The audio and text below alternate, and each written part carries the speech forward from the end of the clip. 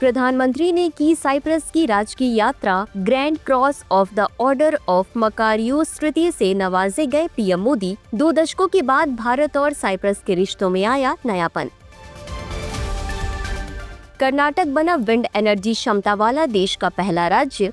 वित्तीय वर्ष 2024-25 में हासिल किए 1331 मेगावाट से अधिक की ऊर्जा। राष्ट्रीय लक्ष्य 2030 की दिशा में है यह सही कदम। नई दिल्ली में आयोजित हुई अंतर्राष्ट्रीय बिग कैट अलायंस की पहली बैठक। 9 देशों के प्रतिनिधि बैठक में हुए शामिल। बड़ी बिल्लियों के संरक्षण को लेकर जताई गई चिंता। जारी हुई दूसरी मासिक आवधिक श्रम बल सर्वेक्षण रिपोर्ट। 15 वर्ष या उससे अधिक आयु के व्यक्तियों के लिए बेरोजगारी दर में हुई वृद्धि। मौसमी कारकों को बताई गई वृद्धि की वजह। सफल रहा drone unmanned aerial vehicle Rudrastra का परीक्षण। बिना आवाज के दुश्मन के ठिकानों को नष्ट करने में है सक्षम। Solar aerospace and defence limited ने बनाया है यह वर्जन।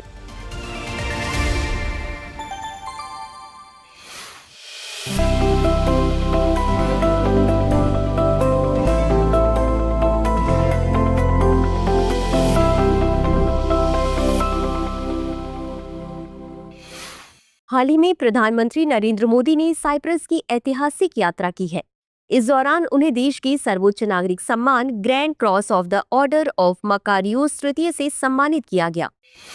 यह साइप्रस द्वारा प्रदान किया जाने वाला एक वरिष्ठ नाइटहुड सम्मान है, जिसका नाम साइप्रस के प्रथम राष्ट्रपति आर्कबिशप मकारियोस तृतीय के नाम पर रखा गया है। प्रधानमंत्री मोदी ऐसे समय में साइप्रस की यात्रा कर रहे हैं जब भारत और तुर्की के संबंधों में खटास आई है। वहीं तुर्की और साइप्रस के बीच भी विवाद रहा है। प्रधानमंत्री मोदी की साइप्रस यात्रा को पाकिस्तान और तुर्की के बीच मजबूत संबंधों से जोड़कर भी देखा जा रहा है। यह 2 दशकों में किसी भारतीय प्रधानमंत्री की साइप्रस की पहली यात्रा है। बता दें कि साइप्रस पूर्वी भूमध्य सागर में स्थित एक द्वीपीय देश है। यह तुर्की के दक्षिण में, सीरिया के पश्चिम और इजराइल के उत्तर पश्चिम में स्थित है। यहाँ तुर्की और ग्रीक समुदाय के लोग रहते हैं, जिनके बीच लंबे समय से नस्ली विवाद रहा है। साल 1974 में ग्रीक सैनिकों की ओर से तख्तापलट की घटना के बाद तुर्की की सेना ने इस द्वीप पर आक्रमण किया था। इसके बाद तुर्की ने साइप्रस के प्रसिद्ध शहर बरोसा को अपने कब्जे में ले लिया था। भारत साइप्रस पर संयुक्त राष्ट्र सुरक्षा परिषद के प्रस्तावों का पालन करने की अपील करता रहा है, जिसमें साइप्रस से विदेशी सैनिकों को वापस बुलाने की अपील भी शामिल है।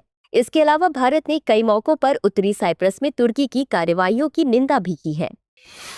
हाल ही में कर्नाटक ने वित्तीय वर्ष 2024-25 में विंड एनर्जी क्षमता में अतुलनीय वृद्धि दर्ज की है। राज्य ने इस अवधि में 1331 मेगावाट से अधिक की नई क्षमता जोड़ी है, जिससे यह भारत में सर्वाधिक विंड एनर्जी क्षमता हासिल करने वाला राज्य बन गया है। वर्तमान में राज्य की कुल स्थापित विंड एनर्जी क्षमता 7351 मेगावाट हो गई है, जो इसे भारत में विंड एनर्जी उत्पादन में अग्रणी बनाती है। राज्य सरकार ने 17 गीगावाट की अतिरिक्त विंड एनर्जी क्षमता स्थापित करने की योजना बनाई है, जिसमें से 5 गीगावाट नवीकरणीय ऊर्जा क्लस्टर कार्यक्रम के तहत स्थापित किए जाएंगे। इसके अतिरिक्त 20 से अधिक नए सबस्टेशन, 400 केवी के इलेक्ट्रिक कॉरिडोर और एक रिन्यूएबल एनर्जी रिजर्व जोन की स्थापना की जा रही है। बता दें कि कर्नाटक को यह उपलब्धि ग्लोबल विंड डे 2025 के अवसर पर दी गई है, जिसका विषय था पवन ऊर्जा, भारत के भविष्य को सशक्त बनाना। कर्नाटक की यह उपलब्धि भारत के राष्ट्रीय लक्ष्य 2030 तक 500 गीगावाट रिन्यूएबल एनर्जी हासिल करने की दिशा में महत्वपूर्ण कदम है, जिसमें 100 गीगावाट पवन ऊर्जा से प्राप्त करने का लक्ष्य रखा गया है। बीते दिनों अंतर्राष्ट्रीय बिग कैट अलायंस या IBCA की पहली बैठक नई दिल्ली में आयोजित की गई। केंद्रीय पर्यावरण, वन और जलवायु परिवर्तन मंत्री भूपेंद्र यादव ने बैठक की अध्यक्षता की। यह IBCA संगठन की सर्वोच्च बैठक थी। इस बैठक में 9 देशों के मंत्रिस्तरीय प्रतिनिधिमंडल ने भाग लिया, जिनमें भूटान, कंबोडिया, इस्तावनी, गिनी गणराज्य, भारत गणराज्य, लाइबेरिया गणराज्य, सूरीनाम गणराज्य, सोमालिया, संघीय गणराज्य और कजाकिस्तान गणराज्य शामिल है। गौरतलब है कि सभा ने सर्वसम्मति से भूपेंद्र यादव को IBCA के अध्यक्ष के रूप में अनुमोदित किया। साथ ही सभा ने SP यादव को IBCA के महानिदेशक के रूप में भी अनुमोदित किया। बता दें कि international big cat alliance big cat range देशों और गैर रेंज देशों का एक बहुउद्देशीय बहु-एजेंसी गठबंधन है। इसका उद्देश्य 7 बिग कैट और उनके आवासों का संरक्षण करना है। यह विचार पहली बार भारत के प्रधानमंत्री नरेंद्र मोदी द्वारा वर्ष 2019 में प्रस्तावित किया गया था। आधिकारिक तौर पर इसे प्रोजेक्ट टाइगर की 50वीं वर्षगांठ के अवसर पर अप्रैल 2023 में शुरू किया गया था। यह पहल 7 बड़ी बिल्ली प्रजातियों के संरक्षण पर केंद्रित है: बाघ, शेर, तेंदुआ, हिम तेंदुआ, चीता, जगुआर और प्यूमा। इनमें से 5 बाघ, शेर, तेंदुआ, हिम तेंदुआ और चीता भारत में पाए जाते हैं। हालिया खबरों के अनुसार भारतीय रेड स्नेक को केरल का आधिकारिक सरीसृप घोषित किया जा सकता है। बता दें कि इस प्रजाति की वैश्विक जनसंख्या घट रही है। इस गैर विषैले सांप को वन्यजीव संरक्षण अधिनियम की अनुसूची 1 में शामिल कर इसे सर्वोच्च कानूनी संरक्षण प्रदान किया जा सकता है। इसे क्षेत्रीय रूप से मांझाचेरा और करिंचरा के नाम से जाना जाता है। रेड स्नेक को किसानों का मित्र भी कहा जाता है। यह प्रजाति अंडमान द्वीप सहित देश के अधिकांश भागों में पाई जाती है। गौरतलब है कि यह प्रजाति आमतौर पर मानव बस्तियों के आसपास पाई जाती है। कृंतक आबादी जैसे चूहे आदि को नियंत्रित करने में सांपों की ये प्रजाति एक प्रमुख भूमिका निभाती है। चूहे खेतों और कृषि भूमि में अनाज और कंद सहित कृषि फसलों को नुकसान पहुंचाते हैं और संक्रामक रोग फैलाते हैं। बता दें कि रेड स्नेक मांसाहारी होते हैं। ये कोबरा जैसे विषैले और खतरनाक सांपों के बच्चों को भी खा जाते हैं। रेड स्नेक प्रतिवर्ष 18 अंडे तक के कई समूह देता है। यह बड़े आकार का होता है। कुछ क्षेत्रों में इस सांप को खाद्य पदार्थ के रूप में भी इस्तेमाल किया जाता है, खासकर पूर्वोत्तर थाईलैंड, लाओ पीडीआर, कंबोडिया और वियतनाम में। भोजन, खाल और औषधि उद्देश्यों के लिए अत्यधिक दोहन के कारण यह प्रजाति खतरे में पड़ सकती है। हाल ही में सांख्यिकी और कार्यक्रम कार्यान्वयन मंत्रालय ने दूसरी मासिक आवधिक श्रम बल सर्वेक्षण रिपोर्ट जारी की है। इस रिपोर्ट के मुताबिक भारत में मई 2025 के बेरोजगारी डेटा में महत्वपूर्ण वृद्धि देखी गई है। यह वृद्धि अप्रैल में 5.1% से मई में 5.6% हो गई है। इस वृद्धि की मुख्य वजह मौसमी कारकों को बताया जा रहा है। आंकड़ों की माने तो महिलाओं की बेरोजगारी दर अप्रैल के 5.0% से बढ़कर मई में 5.8% हो गई है, जबकि पुरुषों के लिए यह दर 5.2% से बढ़कर 5.6% हो गई है। वहीं भौगोलिक दृष्टिकोण से ग्रामीण क्षेत्रों में बेरोजगारी में अधिक वृद्धि देखी गई है, जो अप्रैल में 4.5% से बढ़कर मई में 5.1% हो गई है, जबकि शहरी क्षेत्रों में यह वृद्धि कम रही है। इसके वृद्धि के कारणों में मौसमी कृषि पैटर्न, विशेष रूप से रबी फसल की कटाई और उच्च तापमान जैसे कारक शामिल है।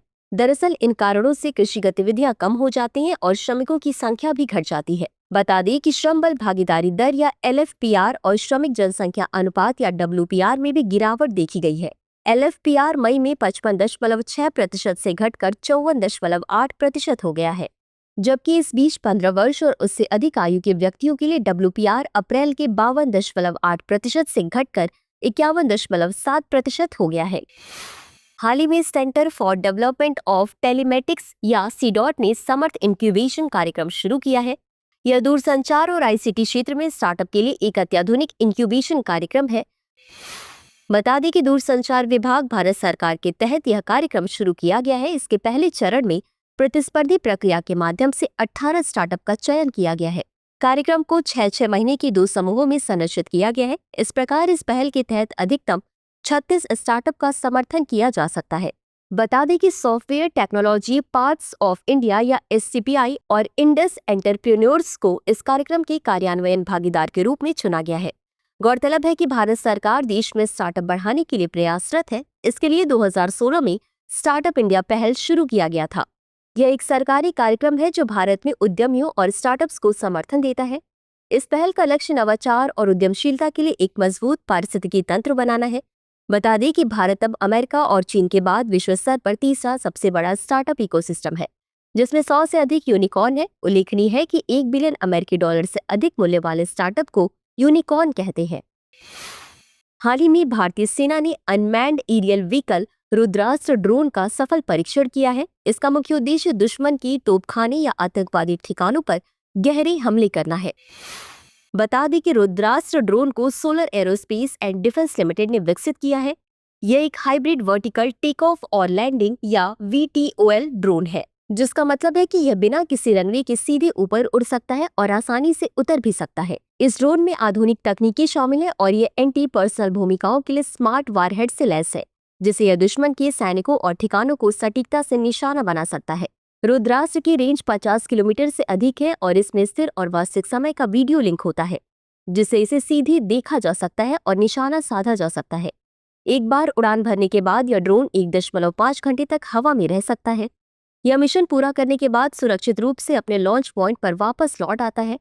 इसका कुल ऑपरेशन कवरेज 170 किलोमीटर से भी अधिक है। हाल ही में शोधकर्ताओं की एक टीम ने दक्षिण भारत में स्पार्टेनी उपपरिवार की कूदने वाली मकड़ियों की एक नई प्रजाति की पहचान की है। इसका नाम स्पार्टियस करीगरी रखा गया है। बता दें कि इसका नाम कर्नाटक की देवरायन दुर्ग में स्थित एलिफेंट हिल के नाम पर रखा गया है, जहां मकड़ियों को पहली बार देखा गया था। कर्नाटक के अलावा तमिलनाडु के विल्लुपुरम जिले में भी इसके नमूने पाए गए हैं। यह मकड़ी अपने शिकार कौशल और आक्रमण की रणनीति के लिए जानी जाती है। ये प्रजाति पहले केवल दक्षिण पूर्व एशिया और अफ्रीका में ही ज्ञात थी। पहली बार इसे दक्षिणी भारत में देखा गया है। गौरतलब है कि मकड़ियां साल्टिसिडे परिवार से संबंधित है। इन निष्कर्षों के साथ स्पार्टेनी उपपरिवार के अंतर्गत भारत के मकड़ी जीवों की संख्या 10 प्रजातियों में 15 हो गई है। बता दें कि मकड़ी आर्थ्रोपोड संघ के जीव है, जिनके 8 पैर होते हैं।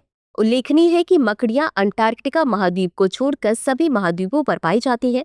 मकड़ियों के शरीर पर कुछ विशेष ग्रंथियों से धागेनुमा संरचना निकलती है, जिसकी सहायता से वे जाले बनाती हैं। इन जालों का उपयोग मकड़ियां अपने शिकार को फंसाने के लिए करती हैं। हाल ही में भारत ने साइबर सुरक्षा नामक एक अभ्यास की शुरुआत की है। यह देश में बड़े पैमाने पर भारतीय रक्षा मंत्रालय की रक्षा साइबर एजेंसी द्वारा आयोजित किया जा रहा है। यह अभ्यास 16 जून से शुरू होकर 27 जून 2025 तक चलेगा। इसका उद्देश्य राष्ट्रीय साइबर लचीलेपन को मजबूत करना है। इस अभ्यास को वास्तविक साइबर खतरों का अनुकरण करने के लिए तैयार किया गया है, ताकि प्रतिभागी सही मायने में सुरक्षित अभ्यास और उनके साइबर सुरक्षा कौशल का परीक्षण कर सके। यह अभ्यास एक उच्च गति वाले गेमिफाइड वातावरण में डिजाइन किया गया है। इस अभ्यास में 100 से अधिक विशेषज्ञों ने भाग लिया है, जो विभिन्न सरकारी एजेंसियों और रक्षा क्षेत्रों से है। अभ्यास का एक महत्वपूर्ण हिस्सा मुख्य सूचना सुरक्षा अधिकारियों के लिए आयोजित विशेष सम्मेलन है, जिसमें साइबर सुरक्षा विशेषज्ञों द्वारा वार्ता और एक इमर्सिव टेबल टॉप अभ्यास किया गया है। इस तरह के अभ्यासों का उद्देश्य सुरक्षा संवेदनशील संस्कृति को बढ़ावा देना और भारतीय साइबर सुरक्षा संरचना को मजबूत करना है। रक्षा साइबर एजेंसी ने बताया कि इस तरह के अभ्यास आयोजित होने से देश की साइबर सुरक्षा की तैयारियां निरंतर अपडेट होती रहेंगी और साथ ही उभरते जोखिमों से निपटने में मदद मिलेगी।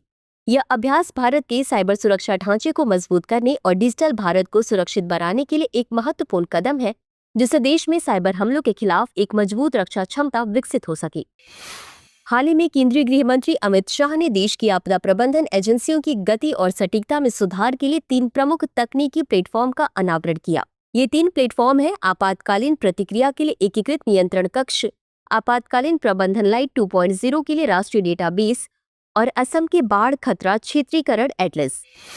ICRER बचाव एजेंसियों को उपग्रह डेटा स्ट्रीम करके देश भर में आपदाओं के लिए वास्तविक समय पर प्रतिक्रिया देगा। वहीं NDEM लाइट 2.0 हमारे आपदा प्रबंधन बलों को किसी भी आपदा का सामना करने के लिए तेजी प्रदान करेगा, जबकि असम का एटलस बाढ़ नियंत्रण अधिकारियों को बाढ़, उनके प्रभाव और नदियों में जल स्तर से संबंधित वास्तविक समय के डेटा प्रदान करके बाढ़ शमन के लक्ष्य को प्राप्त करने के लिए मार्गदर्शन करेगा। आपदाओं को आमतौर पर प्राकृतिक और मानव निर्मित आपदाओं में वर्गीकृत किया जा सकता है। प्राकृतिक आपदा प्रकृति की शक्तियों के कारण होने वाली विनाशकारी घटनाएं हैं, जैसे कि बाढ़, भूकंप, सूखा और तूफान। वहीं मानव जनित आपदाएं तकनीकी या मानव जनित जोखिमों का परिणाम है। युद्ध, नागरिक अशांति, भगदड़, आग, परिवहन दुर्घटनाएं, औद्योगिक दुर्घटनाएं, संघर्ष, तेल रिसाव, आतंकवादी हमले और परमाणु विस्फोट या विकिरण इसके कुछ उदाहरण है। भारत में आपदाओं के प्रबंधन को कानूनी रूप से आपदा प्रबंधन अधिनियम 2005 के तहत विनियमित किया जाता है। तो आइए खबरों से जुड़े 5 सवालों पर डालते हैं एक नजर। UAV रुद्रास्त्र के संदर्भ में निम्नलिखित कथनों पर विचार कीजिए। 1. यह एक मानव युक्त हवाई वाहन है। 2. इसे solar aerospace and defence limited ने विकसित किया है। 3. यह एक हाइब्रिड वर्टिकल टेक ऑफ और लैंडिंग ड्रोन है। उपर्युक्त में से कितने कथन सही है या सही है? A केवल 1, B केवल 2, C सभी 3, D इनमें से कोई नहीं। अगला प्रश्न है, साइप्रस के संदर्भ में निम्नलिखित कथनों पर विचार कीजिए। A. यह पश्चिमी भूमध्य सागर में स्थित एक द्वीपीय देश है। B. यह तुर्की के दक्षिण में, सीरिया के पश्चिम और इजराइल के उत्तर पश्चिम में स्थित है। C. इसके सबसे प्रसिद्ध शहर वरोसा पर तुर्की का अधिकार है। उपर्युक्त में से कितने कथन सही है या सही है? A केवल 1, B केवल 2, C सभी 3, D इनमें से कोई नहीं। अगला प्रश्न है, अंतर्राष्ट्रीय बिग कैट अलायंस के संदर्भ में निम्नलिखित कथनों पर विचार करें। 1. इसकी पहली बैठक नई दिल्ली में आयोजित की गई। 2. भूपेंद्र यादव को इसके अध्यक्ष के रूप में अनुमोदित किया गया है। 3. इस अलायंस की शुरुआत 2023 में की गई थी। उपर्युक्त में से कितने कथन सही है या सही है? A केवल 1, B केवल 2, C सभी 3, D इनमें से कोई नहीं। अगला प्रश्न है, दूसरी मासिक आवधिक श्रम बल सर्वेक्षण रिपोर्ट के संदर्भ में निम्नलिखित कथनों पर विचार करें। 1. इसे सांख्यिकी एवं कार्यक्रम कार्यान्वयन मंत्रालय ने जारी की है। 2. इसके अनुसार भारत में मई 2025 की बेरोजगारी डेटा में कमी आई है। 3. देश में महिलाओं की बेरोजगारी दर अप्रैल के 5.8% से घटकर मई में 5.0% हो गई है। उपर्युक्त में से कितने कथन गलत है या गलत है? ए केवल 1, बी केवल 2, सी सभी 3, डी इनमें से कोई नहीं। अंतिम प्रश्न है, स्पार्टियस कारीगरी के संदर्भ में निम्नलिखित कथनों पर विचार करें। 1. यह स्पाइडर मकड़ियों की एक नई प्रजाति है। बी. इसका नाम एलिफेंट हिल के नाम पर रखा गया है। सी. इस प्रजाति की मकड़ियां साल्सिडे परिवार से संबंधित है। उपर्युक्त में से कितने कथन गलत है या गलत है? ए केवल 1, बी केवल 2, सी सभी 3, डी इनमें से कोई नहीं। चलते चलते डालते हैं कुछ छोटी मगर जरूरी खबरों पर एक नजर। बीते दिनों लखनऊ को यूनेस्को के क्रिएटिव सिटी ऑफ गैस्ट्रोनॉमी के लिए नामांकित किया गया। यह नामांकन लखनऊ की समृद्ध पाक विरासत, विशेष रूप से अवधी व्यंजनों के अंतर्राष्ट्रीय स्तर पर सम्मान और पहचान के लिए किया गया है। अगर चयन हो जाता है तो लखनऊ भारत के उन चुनिंदा शहरों में शामिल हो जाएगा जिन्हें वैश्विक स्तर पर खाद्य संस्कृति के लिए मान्यता प्राप्त होगी। अभी तक भारत का सिर्फ हैदराबाद शहरी क्रिएटिव सिटी ऑफ गैस्ट्रोनॉमी में शामिल है। बता दें कि यूनेस्को क्रिएटिव सिटीज नेटवर्क की स्थापना 2004 में हुई थी। यह नेटवर्क संस्कृति और रचनात्मकता को सतत शहरी विकास के प्रेरक तत्वों के रूप में मान्यता देता है।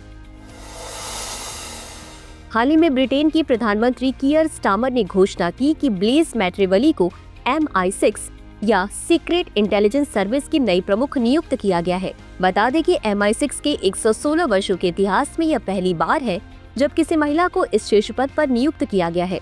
ब्लेज मैट्रिवली वर्तमान में MI6 के Q अनुभाग के महानिदेशक हैं। इन्होंने यूनाइटेड किंगडम की खुफिया सेवा MI5 में निदेशक स्तर के पद पर भी कार्य किया है। गौरतलब है कि MI6 ब्रिटेन की विदेशी खुफिया एजेंसी है। इसकी स्थापना वर्ष 1909 में जर्मनी की जासूसी गतिविधियों पर निगरानी के उद्देश्य से की गई थी।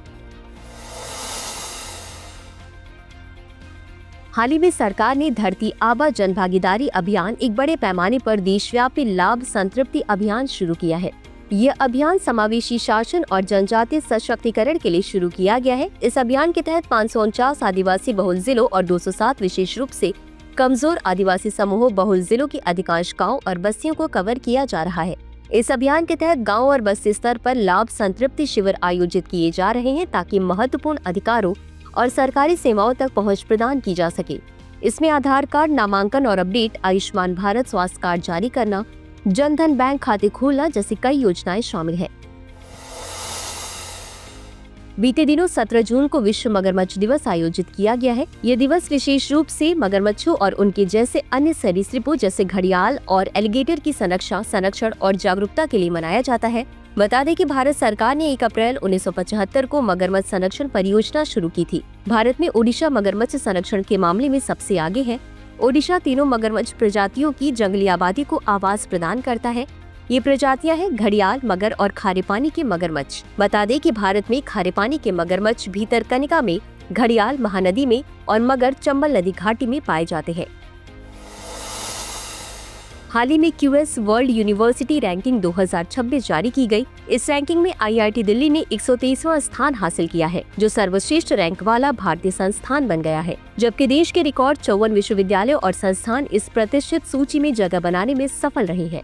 IIT बॉम्बे इस वर्ष 129वें स्थान पर है। बता दें कि एक बार फिर से मैसाचुसेट्स इंस्टीट्यूट ऑफ टेक्नोलॉजी ने QS वर्ल्ड यूनिवर्सिटी रैंकिंग में शीर्ष स्थान हासिल किया है, जबकि इसके बाद क्रमशः दूसरे व तीसरे स्थान पर इंपीरियल कॉलेज लंदन तथा स्टैनफोर्ड विश्वविद्यालय आते हैं। हाल ही में विश्व आर्थिक मंच ने ग्लोबल जेंडर गैप इंडेक्स 2025 जारी की है। भारत को इस इंडेक्स में 148 देशों में 131वां स्थान मिला है, जो वर्ष 2024 के 129वें स्थान से नीचे है और इसका लैंगिक समानता स्कोर 64.1% रहा है। रिपोर्ट में 148 देशों में लैंगिक समानता का समग्र रूप से मूल्यांकन किया गया। ग्लोबल जेंडर गैप इंडेक्स 2025 में आइसलैंड, फिनलैंड और नॉर्वे क्रमशः पहले, दूसरे और तीसरे स्थान पर है। बता दें कि वर्ष 2006 से प्रतिवर्ष प्रकाशित की जाने वाली यह रिपोर्ट लैंगिक समानता के आकलन के लिए सबसे पुराना वैश्विक सूचकांक है, जो 4 प्रमुख आयामों में लैंगिक अंतराल को कम करने में देशों की प्रगति को मापती है। हाल ही में गोवा की ओजोफेनी को GI टैग यानी भौगोलिक संकेत टैग प्रदान किया गया है। यह GI टैग प्राप्त करने वाली भारत की पहली फेनी बन गई है। फेनी का यह दर्जा अब इसे विश्व स्तर पर एक नई पहचान दिलाता है। बता दें कि फेनी गोवा की पारंपरिक शराब है। जिसे काजू या नारियल के रस के किण्वन और दोहरी आसवन से तैयार किया जाता है। इसका स्वाद अद्वितीय होता है। फीनी बनाने वाले कारीगरों को भट्टिकर कहा जाता है, जो पारंपरिक मिट्टी के बर्तनों या भाटी का इस्तेमाल करते थे।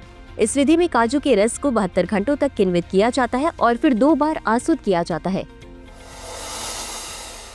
हाल ही में विश्व बैंक समूह द्वारा state and trends of carbon pricing 2025 report जारी की गई। रिपोर्ट के मुताबिक ऑपरेशनल कार्बन प्राइसिंग साधनों की संख्या में वृद्धि दर्ज की गई है। यह संख्या 2005 में 5 थी, जो वर्तमान में बढ़कर 80 हो गई है। भारत, ब्राजील और तुर्की इन्हें सक्रिय रूप से विकसित कर रहे हैं। कार्बन मूल्य निर्धारण वर्तमान में वैश्विक ग्रीन हाउस गैस उत्सर्जन का लगभग 28% कवर करता है। इसमें 43 कार्बन टैक्स और 37 उत्सर्जन व्यापार प्रणालियां शामिल हैं। 2024 में वैश्विक स्तर पर उत्सर्जन व्यापार प्रणालियों और कार्बन टैक्स से सार्वजनिक बजट में 100 बिलियन अमेरिकी डॉलर से ज्यादा की आय हुई थी। प्रिय व्यूअर्स, हमारी टीम कोशिश करती है कि आपको दी गई खबरों में एक भी गलती ना हो, लेकिन यदि किसी सोर्स या ह्यूमन एरर की वजह से ऐसी गलती हो जाती है तो इस वीडियो के कमेंट बॉक्स में उस गलती को सुधार कर पिन कर दिया जाता है। यह आपको कमेंट बॉक्स में सबसे ऊपर दिखाई देता है। डियर व्यूअर्स, अपने एग्जाम की तैयारी को और बेहतर करने के लिए हमारे चैनल को लाइक, शेयर और सब्सक्राइब करना न भूलें।